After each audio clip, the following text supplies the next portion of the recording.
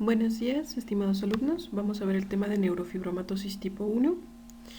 Bueno, primero abrimos con una serie de asociaciones tanto de España como de México. Sí, también tenemos asociación para neurofibromatosis tipo 1. Aquí mostramos una de Michoacán.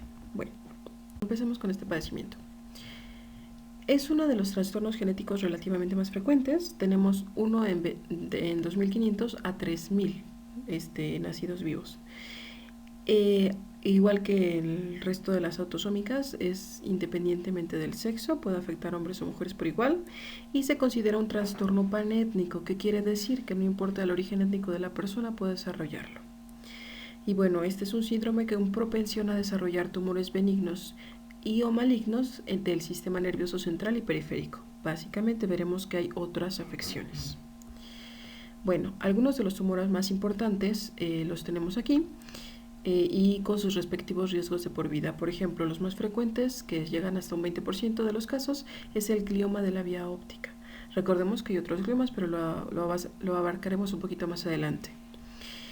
Puede tener un riesgo elevado para tumores cerebrales, que es más o menos 5 veces mayor a cualquier otra persona.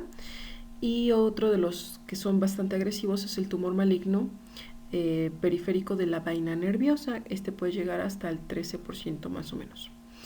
También hay tumores del estroma gastrointestinal y aumenta 5 veces el riesgo de cáncer de mama y hasta 7 veces, dependiendo de la literatura, incluso a 10, de leucemia. También aumenta el riesgo de feocromocitoma hasta un 5.7%, tumor carcinoide y rabdomiosarcoma también de una forma importante. ¿Por qué? Bueno, el causante de esta enfermedad es las mutaciones en estado heterocigoto del gen NF1 que codifica para la neurofibromina. Este se considera un gen supresor tumoral. ¿Qué quiere decir? Que este va a ser un regulador negativo de un protoncogen llamado RAS. En realidad RAS tiene 3 isoformas, que es KRAS, HRAS y NRAS.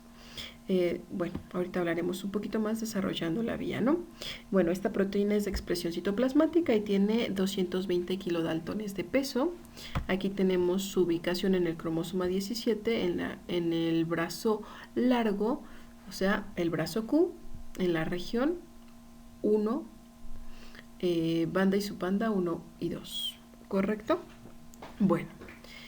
Pues este pequeño gen está involucrado con todas estas vías. Si se fijan, unas de sus relaciones más directas son con las GTPasas RAS, pero a la vez están involucrados en vías como AKT1, MAC, MAPK, MAPkinasas y también APPE, que son genes que seguramente les suena a diferentes tipos de cáncer. Y es por esto. RAS es un protoncogen, estimula la proliferación activando diferentes vías.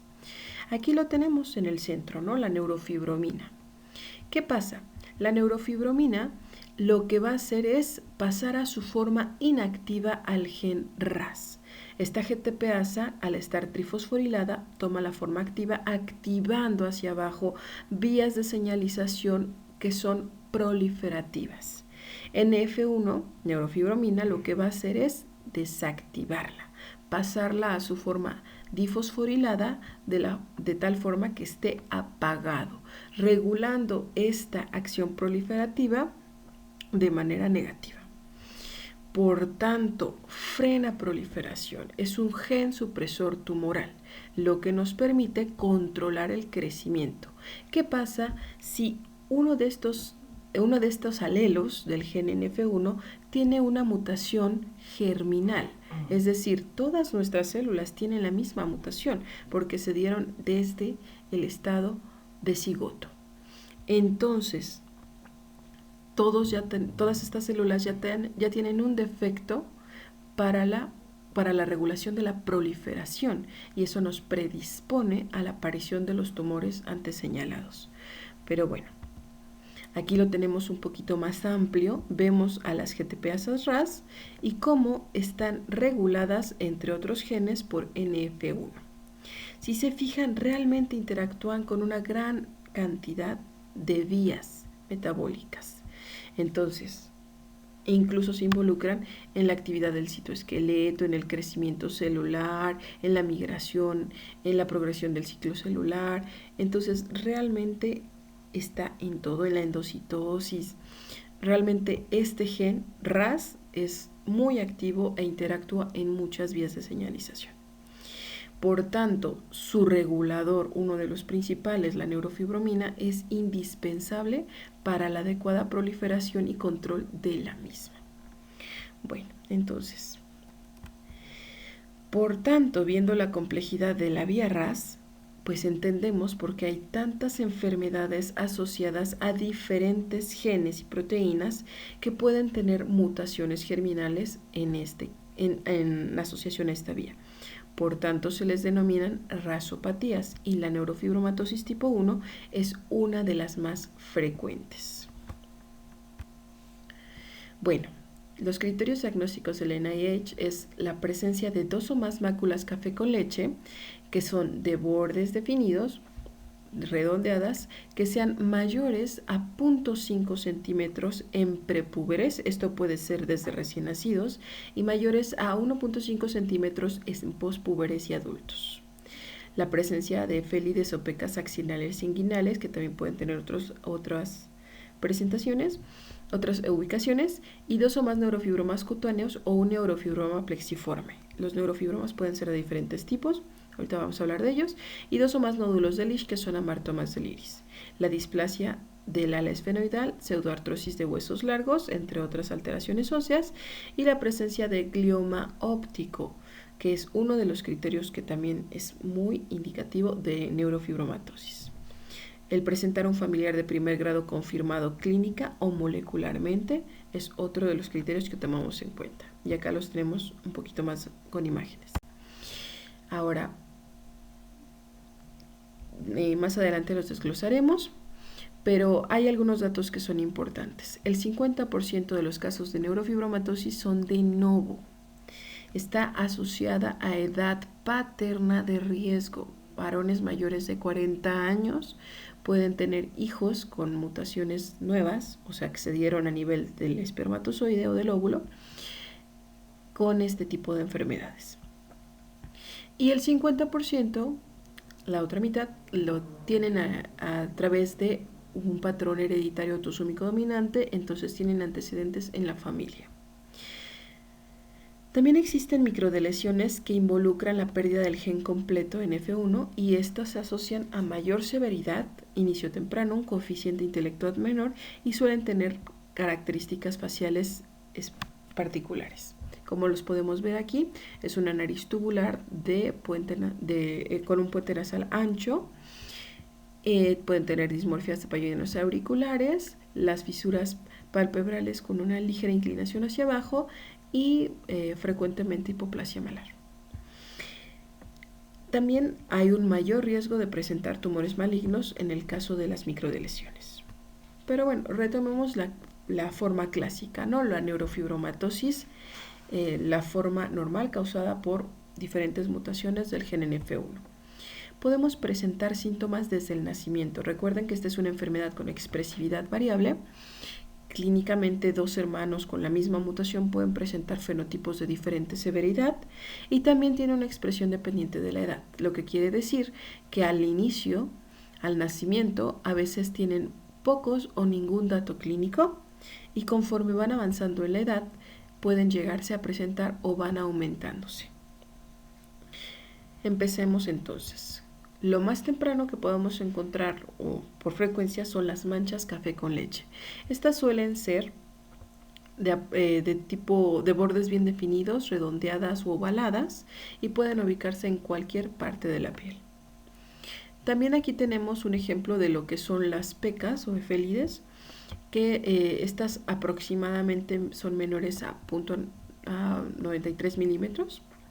O sea, casi siempre son más pequeñas de 1 centímetro y pueden ubicarse en cuello, ingles, axilas, párpados, pero pueden presentarse en casi cualquier región del cuerpo. Solo por frecuencia mencionamos estas. En este caso aquí tenemos a los neurofibromas. Los más comunes son los neurofibromas cutáneos, que aquí los podemos ver. En realidad son blandos, a veces pueden llegar a ser pediculados. y están compuestos por células de Schwann neoplásicas, fibroblastos, mastocitos, macrófagos, células endoteliales y células perineurales. Es un tumor benigno, normalmente no se asocian con mayor manifestación y si acaso pueden presentar a veces un poquito de comezón o escozor. Sin embargo, no es el único tipo de neurofibroma. Existen los cutáneos, como estos que estamos viendo. También puede haber subcutáneos que son un poco más profundos y estos pueden palparse un poco más indurados y dolorosos a veces a la palpación. Y los plexiformes que siguen los trayectos de los nervios y los plexos. Entonces, estos pueden ser difusos o espinales. Estos pueden más frecuentemente causar prurito. Los neurofibromas, cuando son muy grandes, pueden causar incluso desfiguración, pueden causar problemas articulares y cuando parten de raíces nerviosas pueden tener una afección motora o sensorial. Bueno, recordemos, como tal, estos tumores son benignos y su malignización es poco frecuente. Sin embargo, pueden causar muchos problemas por su ubicación, el aumento de tamaño y el volumen que están ocupando. Por ejemplo, aquí vemos uno que es retroperitoneal y que lo que nos está causando es la afección local por el crecimiento que ha tenido este neurofibroma hacia los tejidos adyacentes, afectando incluso el riñón. Bueno, y acá tenemos los cutáneos. Aquí el principal problema es estético. Sin embargo, no está indicado el retirarlos quirúrgicamente debido a que esto puede estimular nuevamente al estimular la cicatrización, puede estimular la replicación celular y generar que tengan recurrencia los tumores o aumento de los mismos. Por tanto, las cirugías, pues en este caso, no se ocupan tanto. Se quitan o se retiran los neurofibromas cuando afectan, causando dolor o involucrando algún tejido como alguna articulación o algo así, donde limiten el movimiento o afecten algún funcionamiento en particular. Dentro de la neurofibromatosis no es tan frecuente, pero existen diferentes displasias esqueléticas donde podemos encontrar desde lo más frecuente, que es solo la osteopenia, hasta la formación de escoliosis, incluso las diastróficas que son severas. También podemos tener en algunas ocasiones displasia del ala esfenoidal, que podemos identificar a través de una radiografía y puede llegar a afectar el desarrollo de la órbita, incluso a veces asociado a neurofibromas orbitales. Y también podemos tener displasias congénitas de tibia o incluso pseudoartrosis. Algunas veces la pseudoartrosis relacionadas a fracturas patológicas puede llegar incluso a requerir amputación de la extremidad. Otras alteraciones asociadas son las malformaciones cardíacas. En este caso, la más frecuente, o en el 50% de los casos, es la estenosis de la arteria pulmonar. En general vamos a ver que la afección a vasos es pues relativamente frecuente, pero bastante importante. Tenemos estenosis de arterias renales. Esto puede estar en relación a cuadros hipertensivos, pero también puede causarnos pues daño renal. Tenemos también alteraciones a nivel cerebral y coartación de la aorta. Es muy importante, por ejemplo, la estenosis de las arterias cerebrales porque nos pueden afectar al desarrollo de algún territorio. Y bueno, por otro lado, tenemos la hipertensión, que suele estar asociada a la estenosis que comentábamos de las arterias renales, a daño vascular en general o a la presencia de feocromocitoma que vimos que puede aparecer en neurofibromatosis en una frecuencia mucho más alta que la población general. Y bueno, los principales tumores contra los que nos vamos a enfrentar son tumores gliales, sobre todo el asferocitoma pilocítico de bajo grado, que es el que vamos a encontrar en el 80% de los casos y afecta sobre todo a la vía visual. Estos pueden ser en diferentes alturas de la vía visual y los podemos identificar a través de una resonancia magnética. También, en segundo lugar, con una frecuencia mucho menor, podemos encontrar tumores gliales a nivel de tallo cerebral y en forma rara a nivel de cerebro y regiones corticales o subcorticales. Otros tumores que podemos encontrar es el glioblastoma o astrocitoma de grado 4. En este caso, bueno, son mucho menos frecuentes, pero el pronóstico es desfavorable. Y bueno, otros tumores que suman importancia son los tumores malignos de la vaina del nervio periférico, que evolucionan a neurofibrosarcomas. Y que tenemos un riesgo entre el 8 y 13% de desarrollarlos.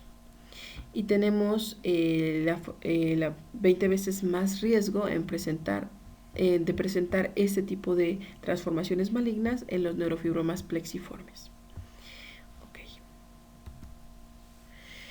Tenemos otros diferentes tumores que pueden desarrollar, como los del estroma gastrointestinal. Tienen 5 veces más riesgo de cáncer de mama, 10 veces más de desarrollar leucemia. Un feocromocitoma puede presentarse más frecuentemente que en el resto de la población, llegando hasta un 5.7% de los casos de NF1. Y podemos tener tumores carcinoides duodenales, que son neuroendocrinos, y ratomiosarcoma, para el cual tenemos un riesgo 20 veces mayor. El déficit cognitivo también involucra una expresión como trastornos de desarrollo del lenguaje, trastornos con déficit de atención e hiperactividad. El autismo es mucho más frecuente y sus alteraciones sobre todo son visoespaciales, visomotoras. Tenemos un retardo en el aprendizaje y diferentes grados de discapacidad intelectual. Ahora, el tratamiento. Ya vimos que la expresión clínica es muy amplia, entonces en realidad va dirigido específicamente a lo que tenga nuestro paciente. Se debe de abordar de manera integral, con múltiples especialidades y con un seguimiento estrecho por el riesgo de desarrollo de tumores cerebrales, sobre todo, o a nivel del sistema nervioso central o periférico. En tal caso, los neurofibromas se retiran quirúrgicamente, pero cuando es necesario se puede llegar a utilizar radioterapia o quimioterapia. Algunos de los tratamientos que están en estudio ya han sido comprobados es el sorafenib, el bevacizumab y el everolimus, los cuales han demostrado reducción en el desarrollo de los tumores. Estos pueden ayudarnos a reducir el tamaño tumoral para permitir una cirugía en el caso de que ésta sea posible. Bueno, en realidad neurofibromatosis es un universo entrando a estas enfermedades conocidas como rasopatías, pero bueno, por cuestiones de tiempo aquí lo vamos a dejar. Quedo al pendiente de dudas. Gracias.